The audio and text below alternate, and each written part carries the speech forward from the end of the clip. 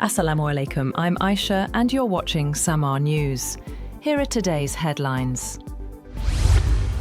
President Donald Trump has told Southeast Asian leaders in Kuala Lumpur that Washington will remain a strong partner for many generations. Speaking at the USA ASEAN Summit, Trump said America is in its golden age and reaffirmed long-term commitment to the region. His Asia tour also coincides with the signing of a new Cambodia-Thailand ceasefire deal, brokered by the US earlier this year.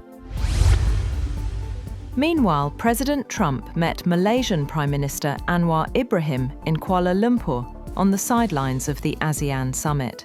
Both sides signed agreements on reciprocal trade and critical minerals, with Malaysia calling the talks tough but fair. Trump now heads to Japan and South Korea for key meetings with regional leaders, including China's President Xi Jinping. Japan's new Prime Minister, Sanae Takaichi, also attended her first ASEAN Summit in Kuala Lumpur, pledging Tokyo's full support for ASEAN's Indo-Pacific vision. She called for deeper regional cooperation as leaders, including President Trump and China's Premier Li Qiang, gathered amid rising tensions in the South China Sea and uncertainty in global trade. After 2 days of trade talks in Malaysia's capital, Kuala Lumpur, China and the United States have reached what both sides call a basic consensus on addressing trade concerns. During his meeting, US Treasury Secretary Scott Bessent and Trade Representative Jameson Greer, Chinese Vice Premier He Lifeng called for mutual respect and win-win cooperation. The discussions covered tariffs, export controls, and fentanyl-related measures. The Kremlin has warned that any strikes deep inside Russian territory will trigger an overwhelming response. Spokesman Dmitry Peskov reiterated President Vladimir Putin's statement, emphasizing that Moscow will not yield to US or foreign pressure.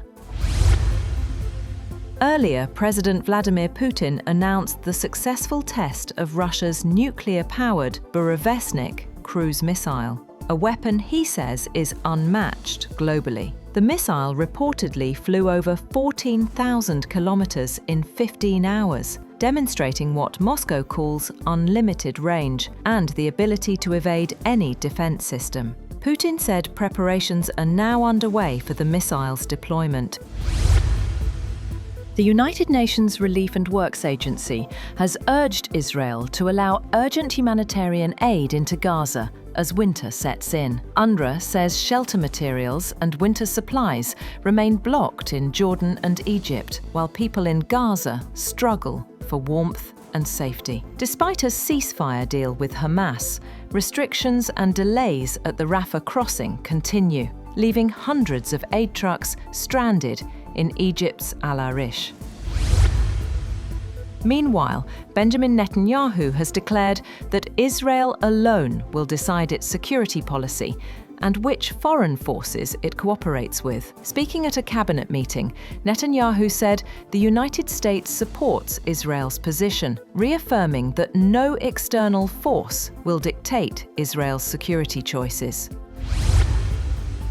The Kurdistan Workers' Party has announced it is withdrawing from Turkey as part of a disarmament process coordinated with Ankara. The PKK says it's ready to transition into democratic politics if the government passes integration laws. The Turkish government calls this withdrawal a step toward its goal of a terror-free Turkey.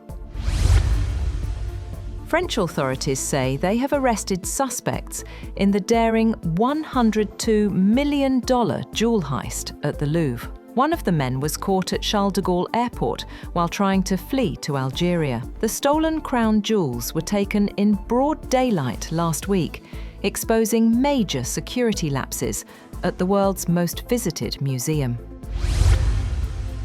And a thick blanket of toxic smog has once again engulfed Lahore, pushing the city's air quality to hazardous levels. Officials say the pollution spike is due to both local burning and smog drifting from India after Diwali. Authorities have deployed new quick response units to curb stubble burning, with strict penalties for violators, as residents brace for worsening air conditions.